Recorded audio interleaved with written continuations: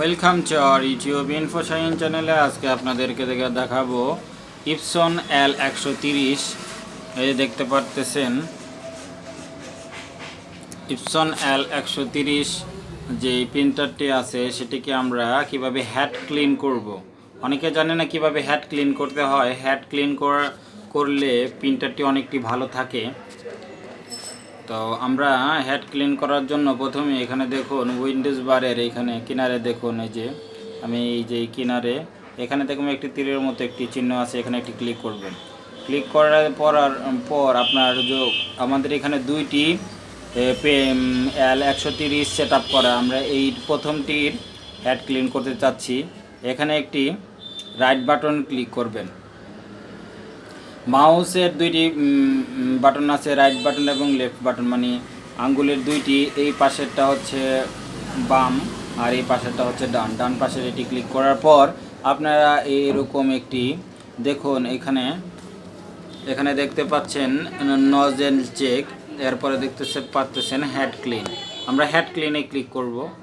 Head ক্লিনে click করার পর এখানে একটি ক্লিক দিব। এখানে হেড ক্লিন এটি পপ আপ মেসেজ আসবে।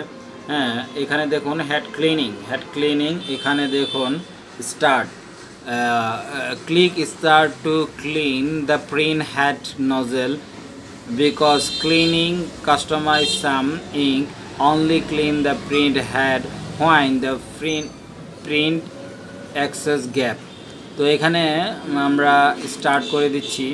স্টার্ট করে দিলেই মূলত এটি দেখুন এখানে একটা ঘটঘট শব্দ হবে, ঘটঘট শব্দ হচ্ছে আমাদের প্রিন্টারে।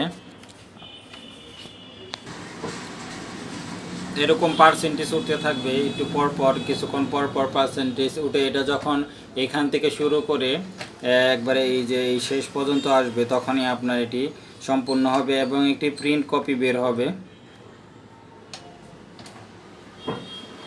একটু সময় নিয়ে অপেক্ষা করবেন, অনেক সময় 4-5 মিনিট বা তার বেশি সময়ও লাগতে পারে। আপনার